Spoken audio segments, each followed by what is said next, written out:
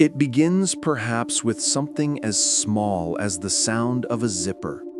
You're in your bedroom, suitcase open on the bed, the faint smell of fabric softener clinging to clothes folded with care.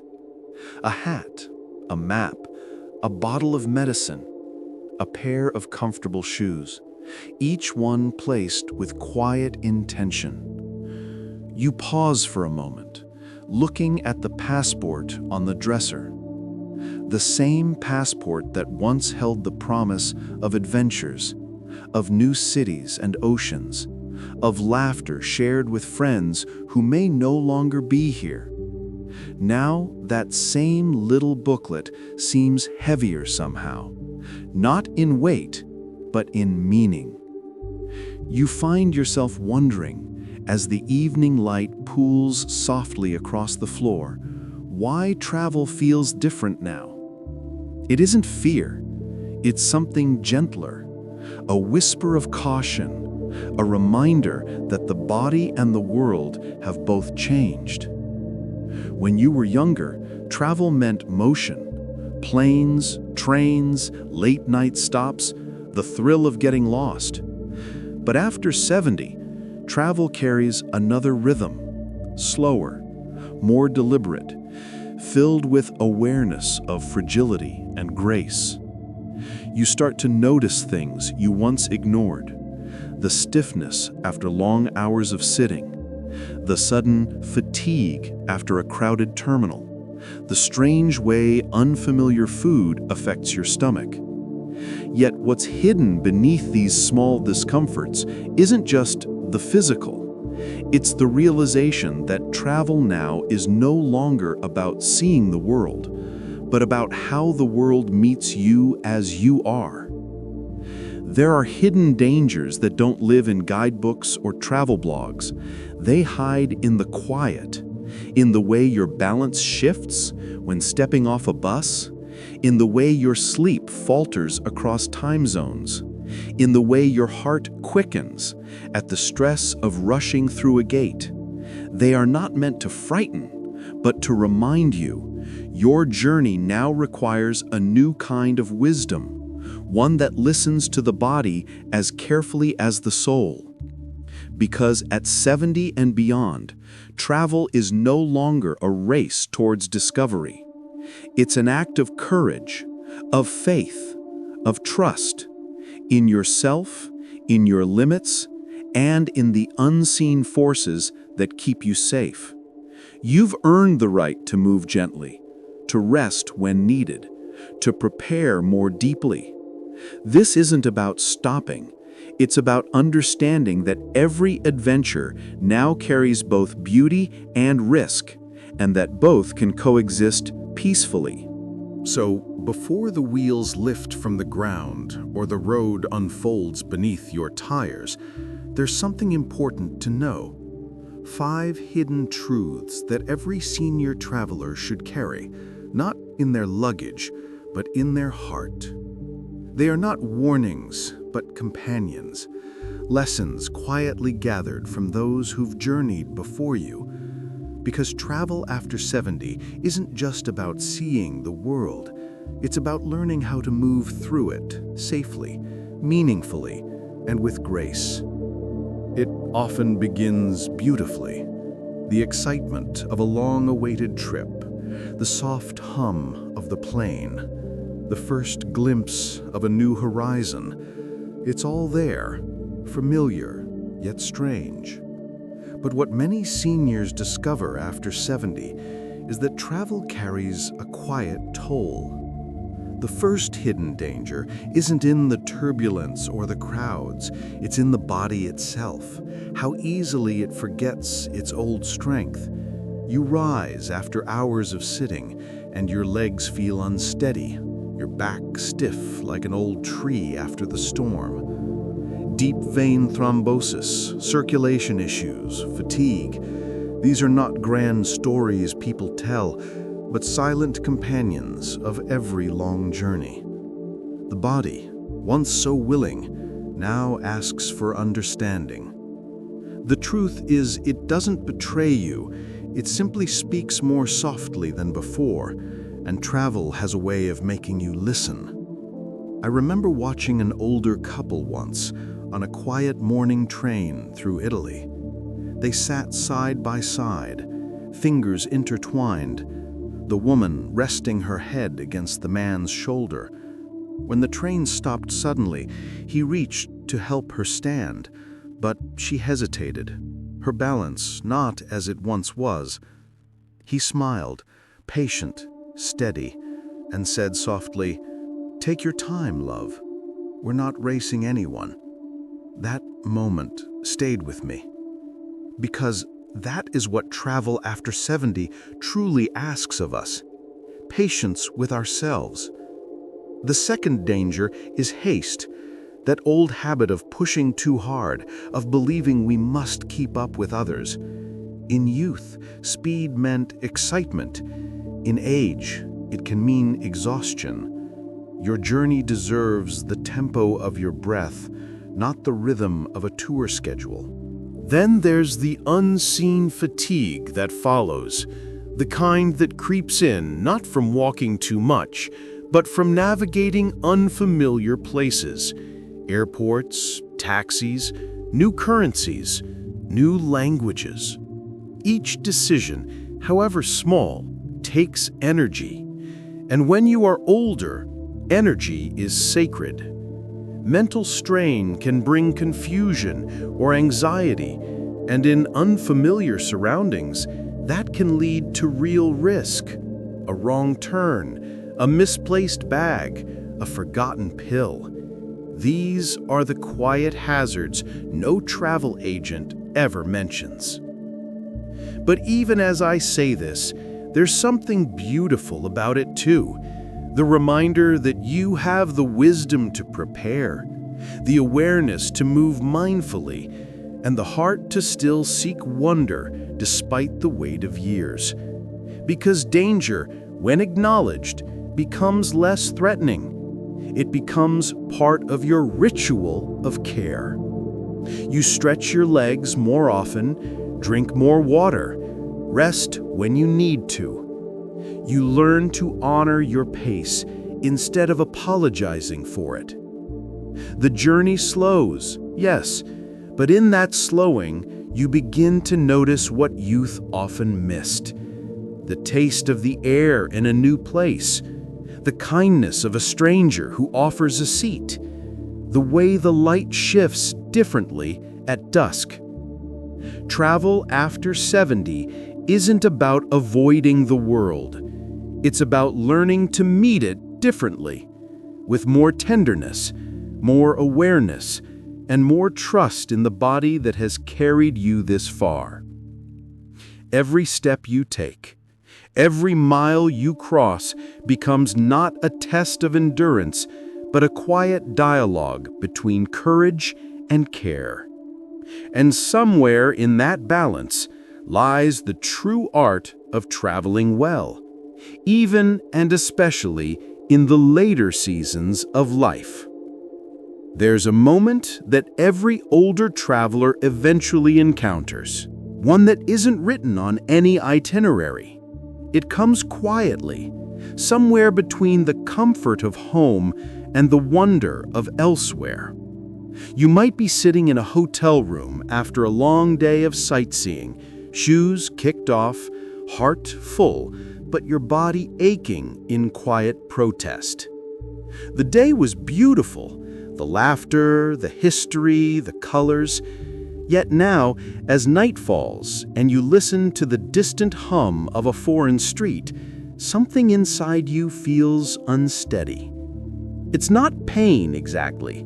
It's a kind of vulnerability, a realization that the strength that once carried you so easily through airports and train stations now wavers in small, unpredictable ways. And in that moment, a quiet truth unfolds. Travel after 70 is no longer just about seeing the world. It's about making peace with how you move through it. This is where the third hidden danger lives, not in the body, but in the heart. It's the danger of loneliness that can surface even when you are surrounded by people. Because travel has a way of magnifying solitude.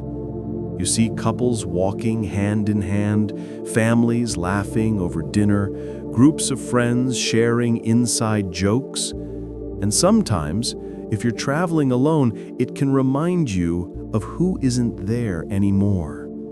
The ones who once shared the adventure, who carried the maps, who remembered which street had the best coffee. Their absence travels with you, quietly, like an invisible suitcase. And while the world outside sparkles with beauty, the heart carries its own weather, part nostalgia, part longing, part gratitude for having once shared so much. But there's something deeply human about this mixture of joy and sorrow. Because in truth, travel at this age isn't about escaping sadness. It's about allowing the world to hold it for a while.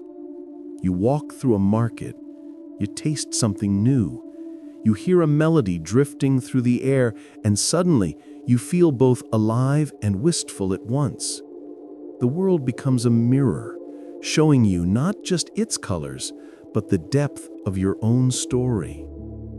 Then, there's the subtle anxiety that can appear, not the loud kind, but the quiet uncertainty about safety, about health, about what if. It's the fourth hidden danger, the loss of control that comes when the familiar comforts of home are far away. When a flight is delayed, when you can't find your medication, when fatigue turns to dizziness. Those small moments of helplessness can weigh heavily on a traveler's heart. And yet, this too is part of the lesson, because what travel teaches, especially after 70, is surrender. Not in weakness, but in wisdom. You learn to ask for help, to trust the kindness of strangers, to accept that sometimes the journey goes differently than planned. There's courage in that kind of acceptance. A quiet, mature courage that doesn't roar but breathes calmly through uncertainty. You've faced far greater storms in life, and now each trip is simply another reminder that strength doesn't always mean independence. Sometimes it means connection, allowing others to guide, to assist, to care. So, as you sit by the window that night, looking out at a foreign skyline, you realize that travel at 70 is not about chasing adventure anymore. It's about rediscovering faith in people, in timing, in your own resilience. The world has changed, yes, but so have you. And in this tender balance of risk and grace lies something rare, the beauty of traveling not to prove you can, but because your spirit still whispers that you must. By the time most people reach their 70s, they've already traveled through a lifetime, not just across countries, but through love, loss, hope, and healing. So when you set out into the world again, you carry more than a suitcase. You carry decades of memories, lessons, and invisible strength. The fifth, and perhaps most delicate hidden danger of traveling after 70 is one that slips quietly through all the others: overconfidence. It's not arrogance, but a familiar trust in who you used to be. You remember how easy it once was to rush through airports, to eat street food without worry, to sleep anywhere. But now, the body is a softer vessel, the heart a little more cautious, and the world, louder, faster, more unpredictable, requires a different kind of readiness. Overestimating your endurance or underestimating how deeply travel fatigue can settle into your bones can turn a beautiful journey into something unexpectedly hard. It's humbling, yes, but humility too can be sacred. Because understanding travel at this age isn't about limitation, it's about alignment. matching your journey to the rhythm of your present self. The wisdom of years has already taught you this truth in other forms. The art of knowing when to rest, when to speak, when to let go. Travel simply asks that you remember it again. You don't need to climb every staircase or chase every landmark. Sometimes, beauty meets you right where you are, on a shaded bench, in a quiet cafe, by the sea. Let the younger ones hurry ahead. You have nothing left to prove. What you seek now is not the number of places you've seen, but the depth with which you see them. And perhaps this is where the true understanding lies. That the dangers of travel, the fatigue, the imbalance, the loneliness, the uncertainty, the overconfidence are not enemies, but mirrors. They reflect the changes that come with time, and in seeing them clearly, you learn to travel not just more safely, but more soulfully. The body may move slower, but the awareness grows sharper. You begin to notice how morning light falls across a foreign street, how a stranger's smile carries warmth beyond language, how small acts of care, a sip of water, a stretch, a moment of stillness, can keep you grounded in places far from home.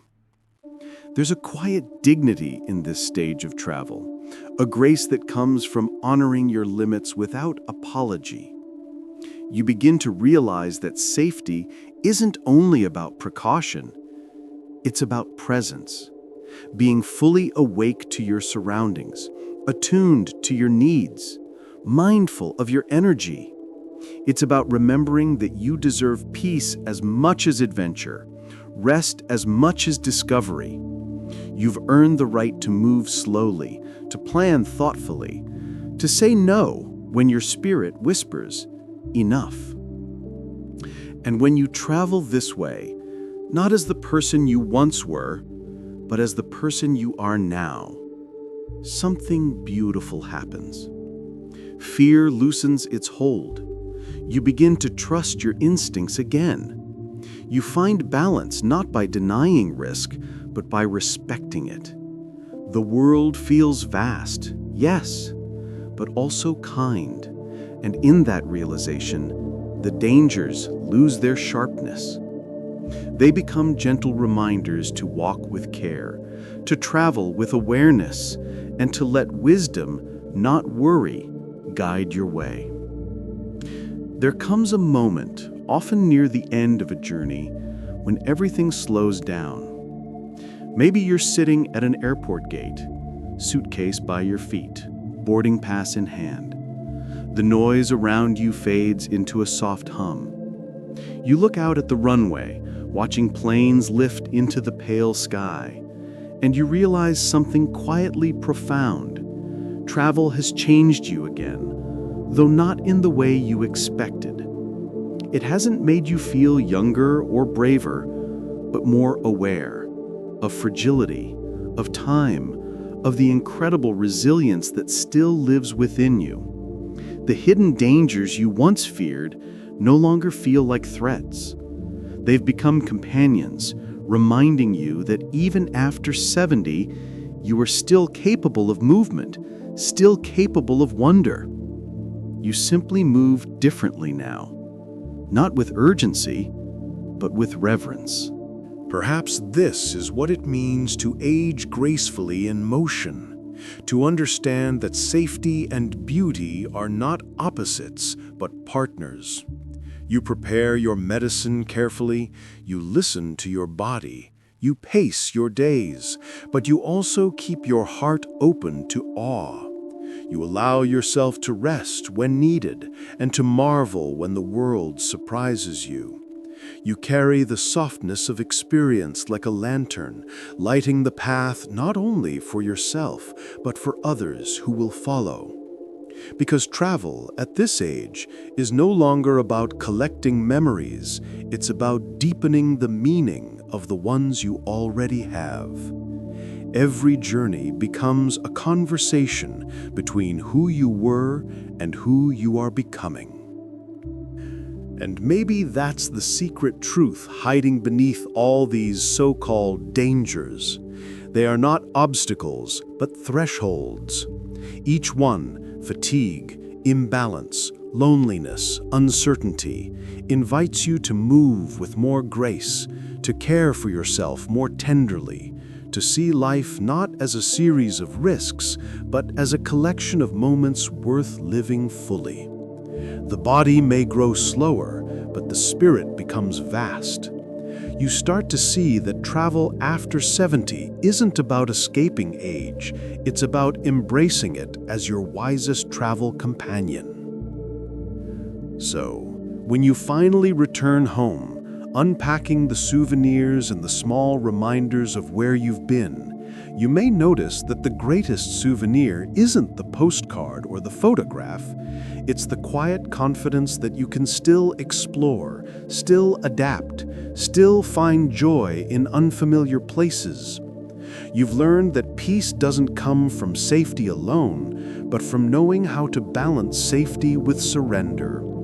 You've learned that even in fragility, there is freedom. And as the evening light settles on your familiar walls, and you place that worn passport back in its drawer, you might smile, not because the journey is over, but because you understand it differently now. You've learned to travel with gentleness, to listen to your limits, to honor both your courage and your caution. And perhaps, in the truest sense, that is what the later years of life are meant to teach us, that growing older isn't about the years we've lived, but the love, patience, and wisdom we finally learn to hold.